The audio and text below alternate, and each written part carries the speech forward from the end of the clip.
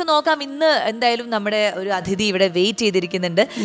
ഷീലുവിന്റെ മുൻപിൽ നല്ല മനോഹരമായിട്ടുള്ള പാട്ടുകൾ പാടാൻ ഒരു മിടുക്കി കുട്ടിയാണ്. അപ്പം നമുക്ക് ഇഷ്ടമുള്ള പാട്ടുകളൊക്കെ പാടിപ്പിക്കാം. റെഡി?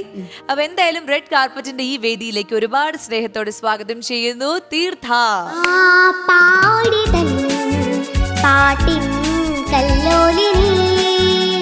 അപ്പോൾ തീർത്ഥ, ഞങ്ങളുടെ റെഡ് കാർപ്പറ്റിന്റെ ഫാമിലിയിൽ ഇങ്ങനെ വന്നിരിക്കുകയാണ്. എന്തൊക്കെയുണ്ട് വിശേഷം? സുഖാണോ? സുഖാണ്. സുഖമായിട്ടിരിക്കുന്നു. കുറെ നാൾക്ക് ശേഷമാണ് സ്കൂളിലൊക്കെ പോയി തുടങ്ങിയത്. അപ്പം കുറെ സന്തോഷമുണ്ട്. കാരണം സന്തോഷമുണ്ട്. ഫ്രണ്ട്സിനെയൊക്കെ കാണാൻ. കുറെ നാള് വീട്ടിലിരുന്ന് പഠിച്ചിട്ട് ഇപ്പൊ സ്കൂളിൽ പോകുമ്പോൾ തോന്നുന്നുണ്ടോ വീട്ടിലിരുന്ന് പഠിക്കുന്നതായിരുന്നു നല്ലത്? അങ്ങനെ തോന്നിയോ? ഇല്ല, സ്കൂളിൽ പോയി പഠിക്കുന്ന തന്നെയാണ് ഇഷ്ടം. ഷീൽ ചേച്ചി, എന്താണ് നമ്മുടെ തീർത്ഥ കുട്ടിയോട് ചോദിക്കാനുള്ളത്? 5ാം ക്ലാസ്സിലല്ലേ പഠിക്കുന്നത്? ഓക്കെ. പാട്ട് ഭയങ്കര ഇഷ്ടമാണല്ലേ? പഠിക്കുന്നുണ്ടോ? പഠിക്കുന്നുണ്ട്. എന്നെ പഠിപ്പിക്കുന്ന സാറുണ്ട്. സാറ് വന്നിട്ടുണ്ട് ഇന്ന്. പ്രശാന്ത് സാർ എന്നാണ് പേര്. പ്രശാന്ത്. ഷീല ചേച്ചിക്ക് ഇഷ്ടമുള്ളൊരു പാട്ട് പറയൂ, നമുക്ക് തീർത്ഥ അത് പാടിത്തരൂ. പഴയ പാട്ടുകളൊക്കെ അറിയാല്ലേ? അപ്പം ഇന്നെനിക്ക് പൊട്ടുകുത്താൻ ചാലിച്ച സിന്ദൂരം അറിയോ? ഓക്കെ, അപ്പൊ നമുക്ക് ആ ഒരു പാട്ട് ഒന്ന് കേൾക്കാം അല്ലെ? ഷീലു ചേച്ചിക്ക് വേണ്ടി ഡെഡിക്കേറ്റ് ചെയ്യുന്നു തീർത്ഥ. സൂപ്പർ.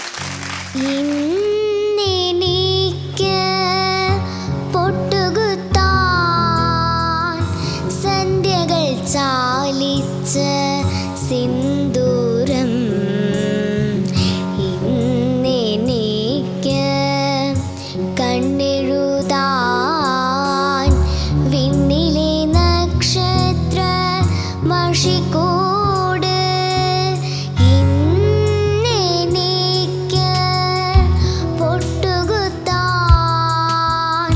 സന്ധ്യകൾ ചാലിച്ച സിന്ദൂരം ഇന്നെനിക്ക് കണ്ണെഴുതാൻ വിണ്ണിലെ നക്ഷത്ര മഷിക്കൂട്.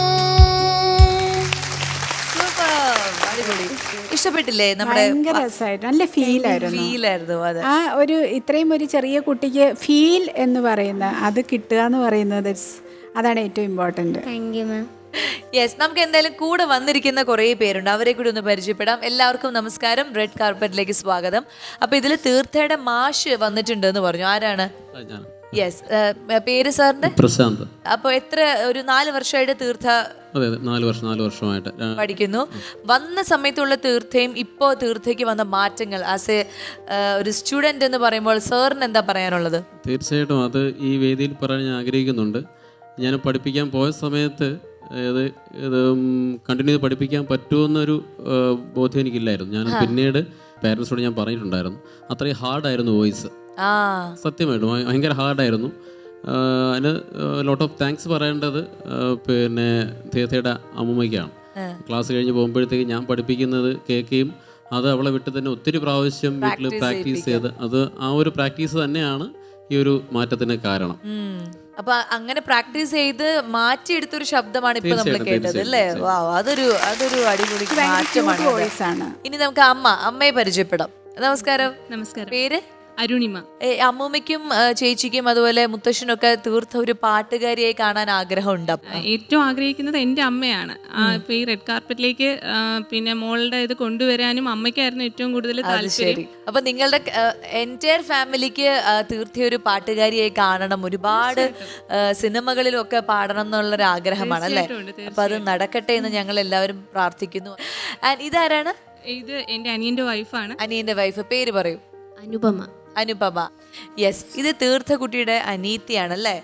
ഹലോ, വാവാ, ഹായ്. ഹായ്. ഇത് എവിടത്തെ ഉടുപ്പ് വാങ്ങിച്ചത്?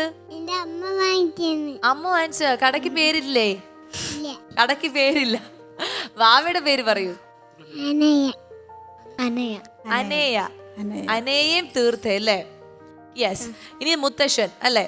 മുത്തശ്ശന്റെ പേര് ശിവൻകുട്ടി എന്നാണ്. ശിവൻകുട്ടി. ഓക്കെ, ശിവൻകുട്ടി ചേട്ടൻ എങ്ങനെയാണ്?